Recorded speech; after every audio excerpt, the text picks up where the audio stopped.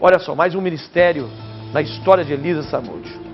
Os exames de DNA foram cruciais em vários pontos da investigação sobre o assassinato dessa menina. Confirmaram que o filho dela era mesmo do goleiro Bruno, mas acabaram revelando que o pai de Elisa não era Luiz Carlos Samúdio. Veja aqui, Alex, bota pra mim. Quem é o pai biológico de Elisa Samúdio? Seria mesmo o Luiz Carlos, como sempre foi divulgado? A dúvida surgiu a partir da prisão do goleiro Bruno, acusado de mandar matar Elisa em 2010. A primeira pista do crime estava no carro do goleiro, parado por acaso numa blitz da polícia.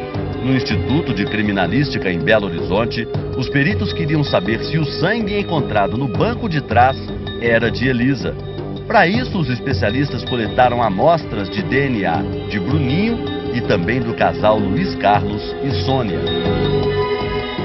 No primeiro exame de DNA foi feito um confronto entre o material genético de Luiz Carlos Samúdio e de Bruninho, o filho de Elisa, com o goleiro. E o resultado foi negativo. Não havia vínculo de parentesco entre os dois. O delegado, na época responsável pelo caso, decidiu conversar com a mãe de Elisa. E no depoimento à polícia, Dona Sônia abriu o jogo.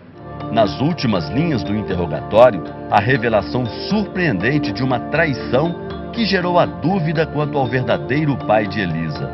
Foi chumbo trocado, ele me traía e eu, para não ficar para trás, também traía.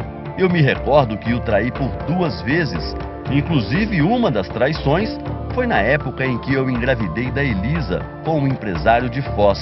E ele, Luiz, queria que eu extorquisse o empresário, dizendo que o filho seria dele.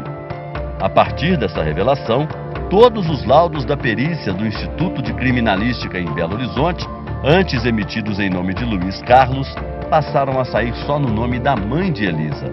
O delegado, na época responsável pelo inquérito, desvia a conversa quando perguntado sobre o assunto. São os ossos.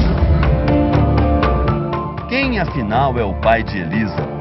Luiz Carlos, de quem ela herdou o sobrenome, ou o rico e desconhecido empresário do Paraná? Elisa morreu sem saber a verdade. E se soubesse, essa história teria outro desfecho? Talvez não fosse preciso nem entrar na justiça para pedir pensão de alimentos para o filho Bruninho. Talvez o goleiro nem estivesse atrás das grades. Mas só um confronto entre amostras do sangue de Elisa, armazenadas pelos peritos, e algum material genético de Luiz Carlos, como a saliva, poderia esclarecer o mistério. Isso nunca foi feito por se tratar de uma polêmica na área civil e não na criminal, que apura a morte de Elisa. Não interessava o caso. O interesse do caso era identificar a amostra sanguínea que estava no carro.